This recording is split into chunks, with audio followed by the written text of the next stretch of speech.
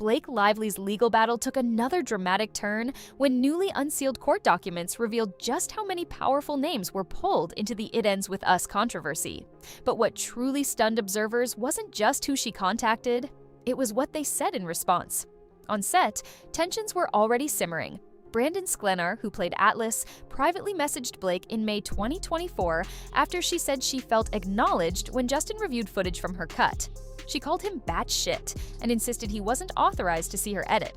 Brandon replied bluntly, saying he couldn't believe it, though part of him could, and later expressed bafflement at Justin's lack of foresight, especially given his public persona built through TED Talks, podcasts, and books.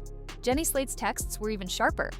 She reportedly told her team she wanted nothing to do with Justin during early publicity and described both him and producer Jamie Heath as unprofessional. She called the shoot gross and disturbing, claiming she and Blake had raised complaints directly with the studio. Then came the unexpected heavyweight names. Anna Wintour emailed Blake around the film's August 2024 premiere, praising the movie as brave and moving and singling out the rooftop scene as brilliant, an endorsement that signaled serious influence in fashion and media circles. Bradley Cooper also surfaced in the documents with messages suggesting Blake had quietly built strong support behind the scenes. One response to her efforts summed it up: no one should ever get into a war of wills with her. Ryan Reynolds, however, wasn't blindly confident. While publicly supportive, he reportedly feared how badly the situation could spiral, referencing a well-known Hollywood cautionary tale as a warning. And in a lighter but telling moment, Reynolds even reached out to Matt Damon and his wife Luciana in May 2024, asking them to review Blake's edit of the film, another reminder of just how deep their Hollywood connections run. Blake Lively's Hollywood connections were on full display, as these unsealed documents revealed just how strategic her network truly is. Bradley Cooper appeared as another key ally, showing just how involved she was in quietly building support. One message perfectly summed up her reputation in the industry: no one should ever get into a war of wills with you. But Ryan Reynolds wasn't blindly backing his wife. He was genuinely concerned about how badly things could unravel, referencing a famous Hollywood cautionary tale as a warning. Meanwhile, the Matt Damon episode highlighted both the humor and depth of Blake's connections. In May 2024, Reynolds messaged Damon and his wife Luciana, asking them to review Blake's film edit. Blake followed up, stressing it was a zero-pressure ask, even while admitting the movie nearly drove her to the brink and accusing Justin of being in a cult. Matt's reply was as hilarious as it was telling. He offered help and suggested she consider directing her next project with his and Ben Affleck's production company, Artists Equity. "We're kind of like a cult, but a really nice one," he added. Blake's immediate response, "Though where do I sign?" showcased the playful trust and alignment in their Hollywood circle, and the way they could unite in support of her while quietly undermining rivals.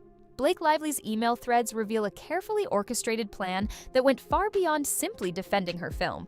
At one point, she claimed Justin had told her he spoke often with her late father, a detail that prompted Luciana Damon to call him a creep and suggest Blake make a movie about him. Blake's alleged reply: she already had a title for the project: Lights, Cult, Action. That detail alone showed she had long intended to hijack the narrative surrounding the film. Her strategy didn't stop there.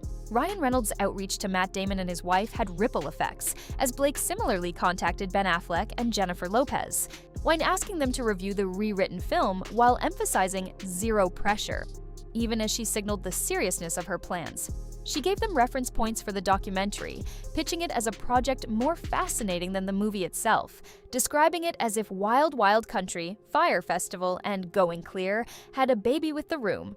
Blake also flattered Jennifer Lopez, saying it would be an honor for her involvement. Whether they actually watched remains unclear, but the fact that Blake felt comfortable reaching out highlights the breadth of her Hollywood network. Then came one of her most powerful allies, someone whose influence can shift narratives and mobilize millions. Meanwhile, Ryan Reynolds watched with growing concern. On premiere day, he messaged his manager acknowledging how dangerous the situation could become, all comparing it to one of the most explosive legal battles in recent Hollywood history.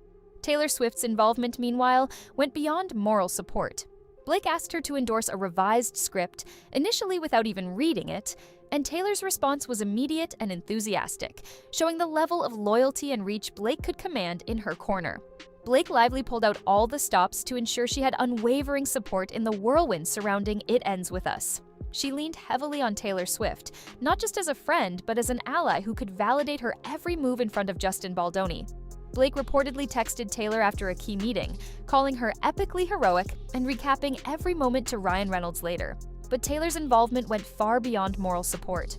By early December 2024, and as the legal drama escalated into the public eye, she was actively monitoring Justin's behavior, texting Blake, "I think this BTick knows something is coming because he's gotten out his tiny violin."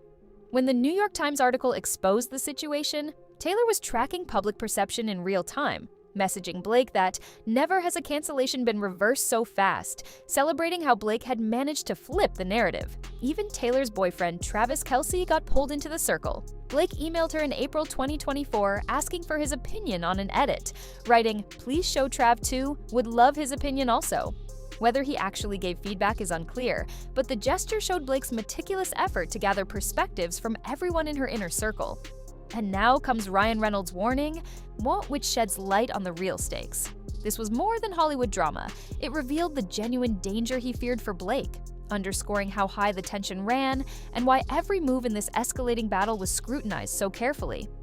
On August 6th, 2024, the very day It Ends With Us premiered, Ryan Reynolds sent a long, urgent message to his manager, Warren Zavala, laying bare his fears about everything that had unfolded. Zavala tried to calm him, suggesting they wait and see if the media noise would die down, even sending a link to an article framing Blake and Justin's disagreement over the film's final cut as spin and advising, "I think we let it burn." But Ryan's response cut to the heart of his dread, invoking a name that made his concern unmistakably clear. How'd that work out for Depp? He was referencing Johnny Depp's highly publicized legal battle with Amber Heard, and the comparison revealed exactly what Ryan feared for Blake. He saw parallels: powerful friends, influential media connections, and the potential for a story to spiral beyond anyone's control. While Blake had built an arsenal of support and public influence, Ryan recognized that the very forces backing her could become a double-edged sword. He feared a PR disaster that could damage her reputation and career, exposing her to the kind of relentless scrutiny Depp endured. The warning also hinted at an even darker possibility, that the coordinated media strategy, the aggressive PR moves, and the celebrations from allies like Taylor Swift could backfire, making Blake appear as the orchestrator of a takedown rather than a victim defending her work. The very successes she was achieving, reversing public perception and flipping the narrative, carried the risk of feeding exactly the story Ryan had dreaded from the start.